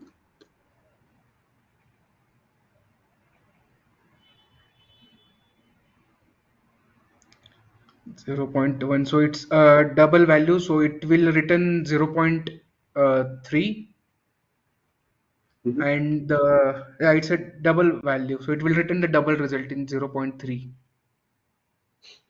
Are you sure? Okay. Yes. And running it. No, it will not it. No, it will. Yeah, yes, 0.3 and the double. Oh, it added the 12 digits. So why can you justify the answer? So you were saying 0.3. Okay, now tell me what will be the output for this?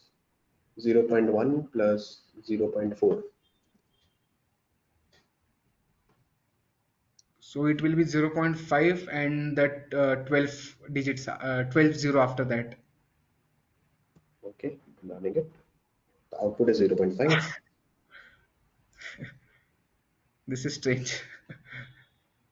Mhm.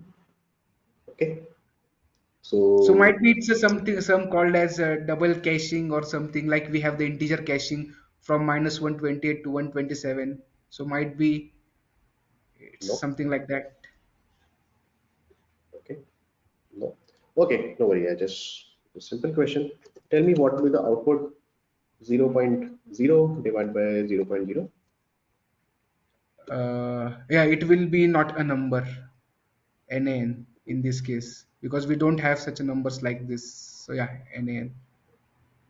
Okay, So good that is one. not a fixed Now, number. Yeah. what will the output for 9 divided by 0? It will throw divide by zero, arithmetic exception. Okay, so you are getting arithmetic. But Yes. now what will the output 9 divided by 0.0? Uh, So here I think we'll get the infinity because arithmetic exceptions are for the integers only. So and 0.0 is double. So infinity might be getting. Okay, great. Fine. So that's all from my side. Let me just stop sharing the screen. Okay, great. So how was your interview? What do you think? Yes, means, yeah, I think I have given most of the answers. Yeah, for this Mm-hmm. last question, and before that, for some scenario-based questions, I was not able to answer correctly. Means that much expectations. So that was Mm-hmm. just the basic answers I have given. Mm-hmm. So Okay. yeah, that things. Akshay, your technical skills are really good, no doubt about it. With your experience that you have 5+ years of experience, no doubt about it. And the way you are presenting the answers, it looks like that yes, you are having some good exposure, and you are a technical person. You understand that how exactly Java works and framework works, and importance of not only for the definition point of view, but you understand that how to implement in the real-time projects and the real-time use cases also. That's why my question majorly focusing on not only for the definition part. Definition, fine, you can have the bookish knowledge, but when you try to implement the same thing in your framework, when you create the utilities, when you create the system, that time how exactly you're using it. For example, let's see, you are really good in how will you implement the call by references, how will you implement the exception handling, custom exceptions, and all such things, and how will you create a utility, where will you use the the concept of abstractions and the polymorphism and all such things. But there are some problems with respect to, for example, when you start doing the introduction first thing, communication skills are good, but don't only say that, okay, I'm only and only like the way you introduce yourself, you missed actually a couple of important things, like what else other tools and technology that you have in your bucket. You just said we are currently using desktop automation, right? So just Yes. explain that, okay, what else that you have, okay, in your bucket, because maybe they are not using desktop automation, because desktop automation is not that common that everyone is using it. So people, they really want to know that your experience and knowledge about your Selenium automation, UI automation, and then other backend and API automation as well, right? So just a small thing, just try to add that. And then Azure DevOps and all such things, the definition of done, I was expecting in the beginning itself. And that's why I was trying to stretch the question and then asking again and again that how will you identify, what will you do that? And then you are always saying, okay, no, I'll try to justify every time that no, automation is Yes. important, automation is important. Why can't we document it that, okay, in the form of definition of done? If it is written inside a definition of done, then definitely you have to mark the definition of done successfully done with respect to automation. Once automation is done, then only you can mark it. But this is very diplomatically you have to consider this particular answer. You are if you're bluntly saying that no, uh, that automation should be part of definition of done, but it depends. You cannot ask your product manager to stop the release just because of your automation is not completed, because you got stuck somewhere in automation. Maybe it will be helpful, definitely, no doubt about it. So you have to talk about the project management point of view also. Best we can do automation later, but once automation is stable, your application is stable, then maybe it can be part of definition of done, DoD later. But in initial phase of fine, test cases are working fine, bugs are fixed, feature is actually working fine, everything is fine, then why can't we close that particular user story? Otherwise, it will be overburden for you. So Yes. just play smartly over here. Try to give the right answer. Okay, definition of done. That is the important criteria or not. Then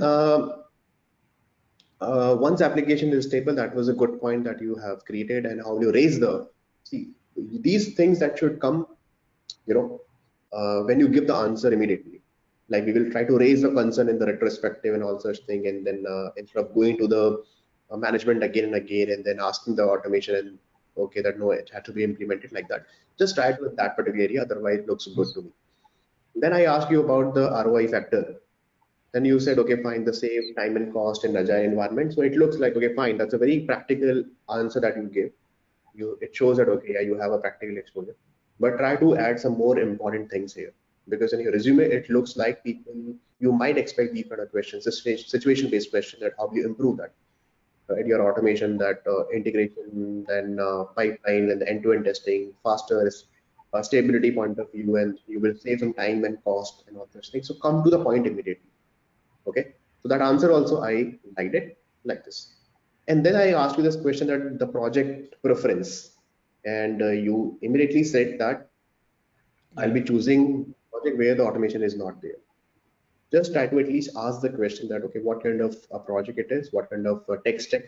Might be possible that in one project where the automation is not there, and then you really don't have any scope for automation. Maybe might be possible that after 1 year or 6 months, you will be getting automation work. So you Yes. tell about your aspirations also.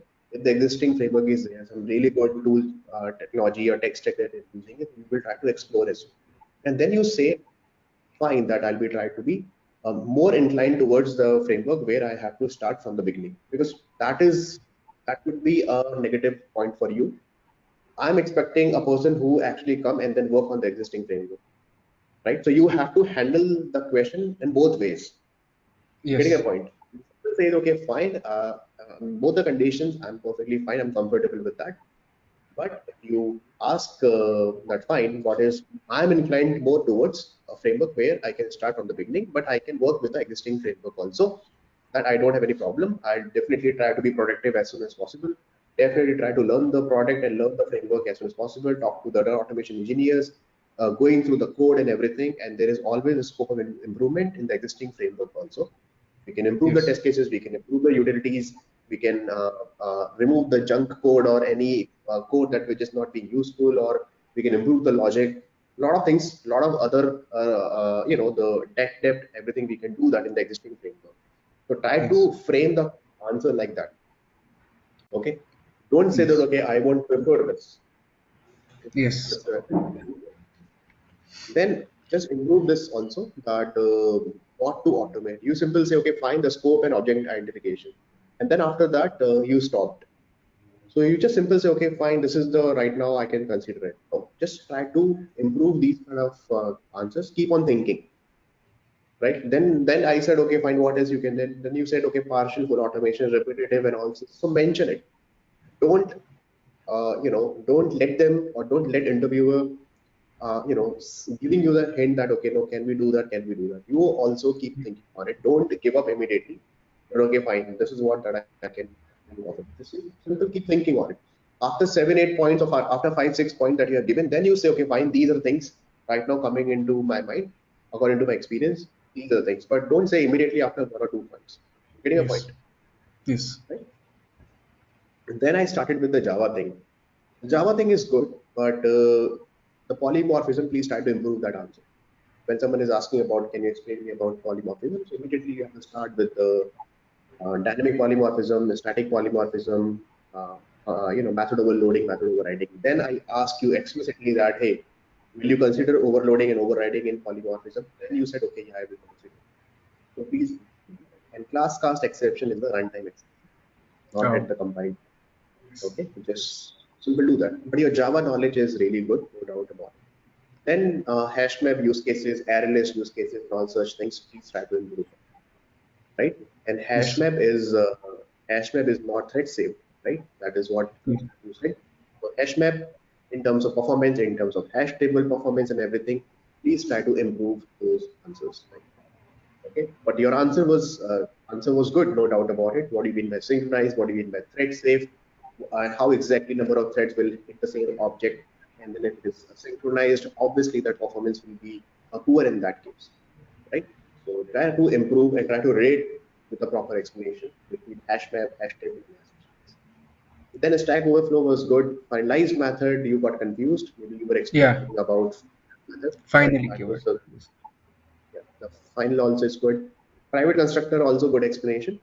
You were talking about static block, but Yes. better you mention that, okay, fine, the static methods for the utilities point of view, where we want to restrict the user to avoid to create the object, Yeah. of that particular case. In that case, we just better maintain the private constructor, and all the methods are static in nature, so that they can directly by using the class name. Class name. Okay, right? Like this. All my reference was good. So your overall Java knowledge, I'm quite impressed. That is good. Just try to be more, polished answer with practical answer. You just try to give that instead Yes. of giving the basic definition, the bookish definition. Yes. Then we were talking about the Selenium, generic utilities like click, and I asked you that by web element or by locator. So yeah, again, a debatable topic, but approaches, most of the people, they prefer that, okay, click by passing the locator. Because you just need to maintain the locator. You don't need to maintain any web element. Because when you, for example, let's say in a particular class, in the login page class, you are maintaining 10 or 20 web elements.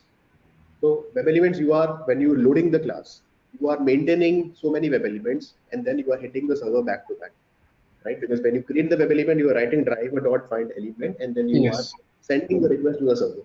But in case of locator, you don't need to do that. Just need to maintain the locator strategy. So you will avoid number of exceptions like no search or a stale element or something, Yeah. right? Just pass the locator and let the method decide.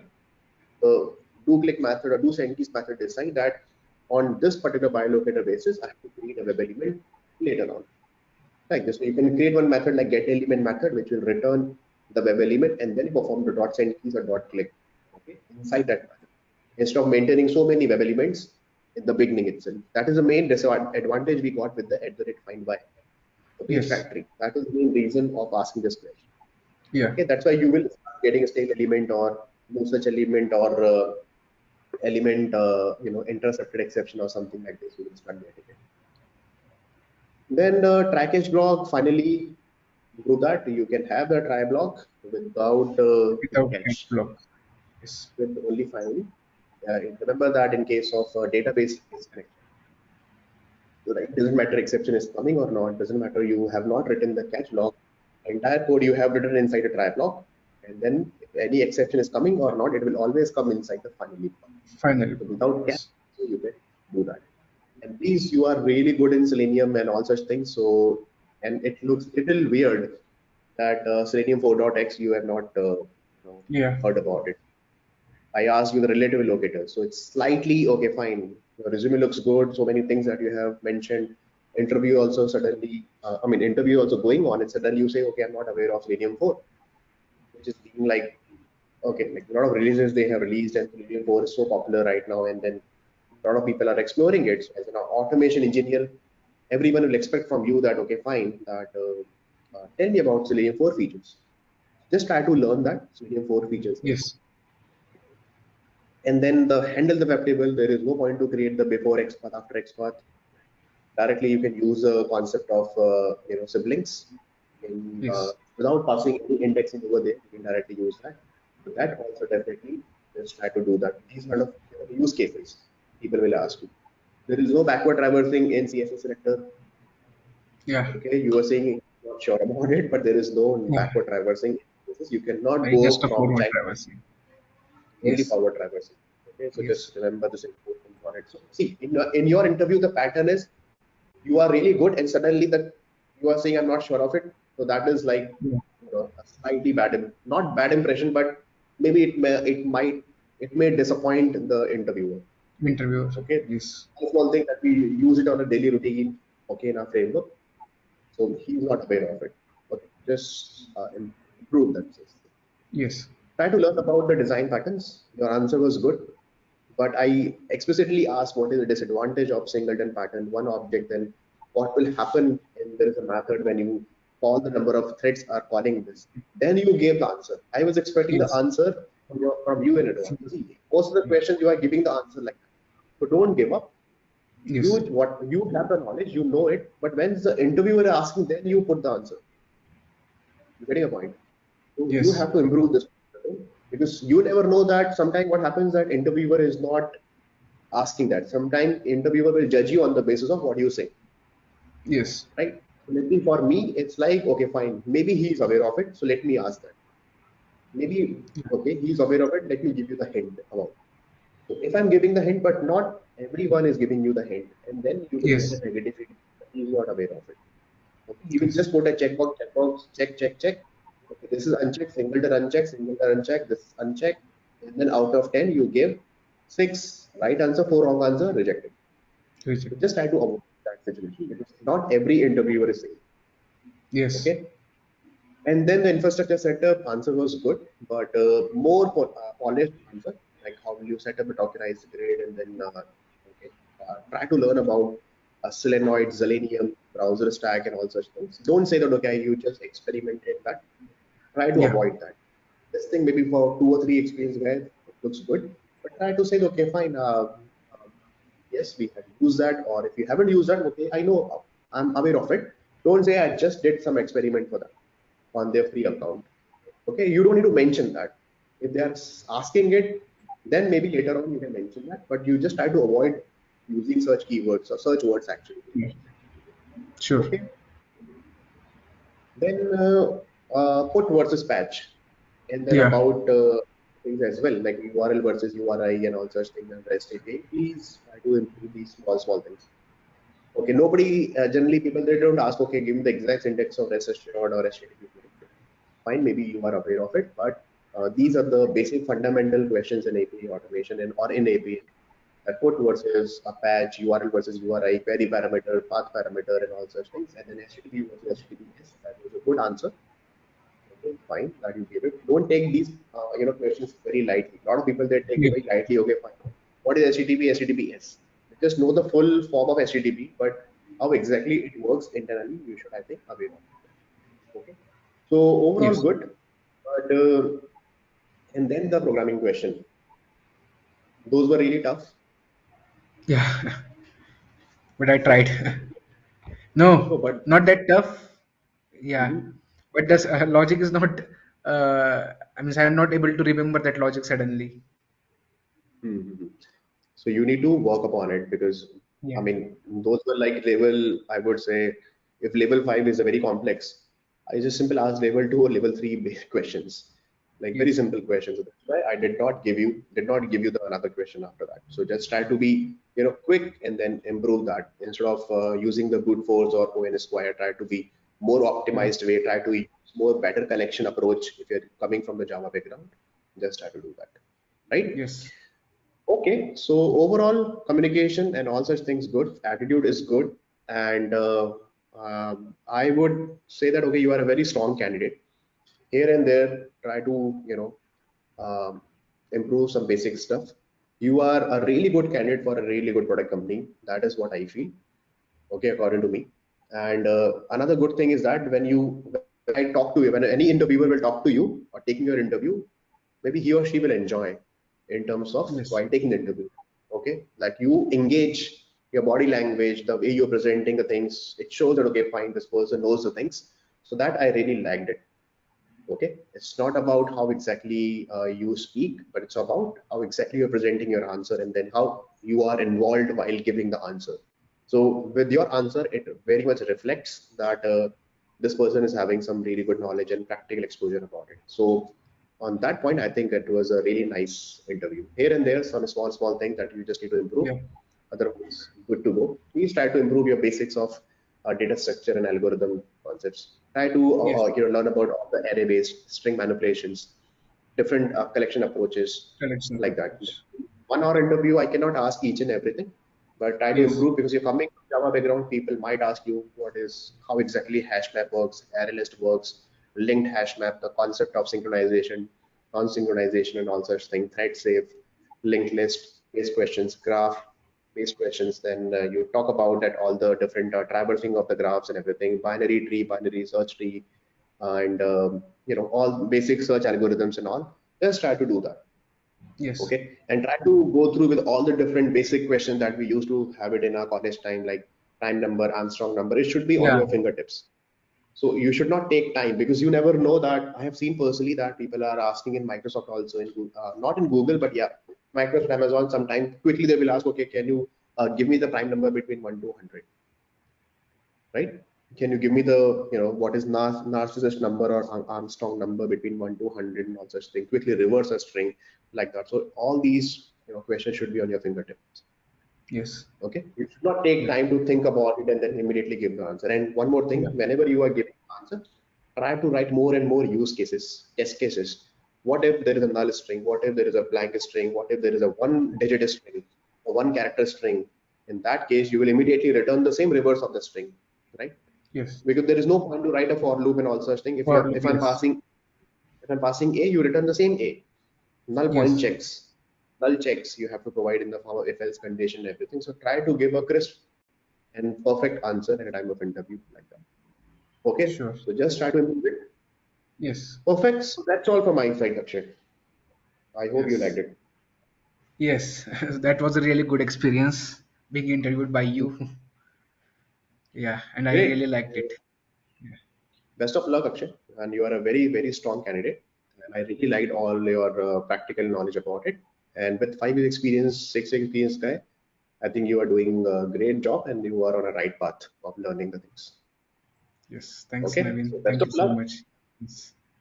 Let me know if you have any other issues or something like this. We will keep in touch once again. Yes, sure. Okay, thank you. Bye bye. Thank you. Thank you, Naveen. Thank you for your time. Cheers. Bye-bye. Bye.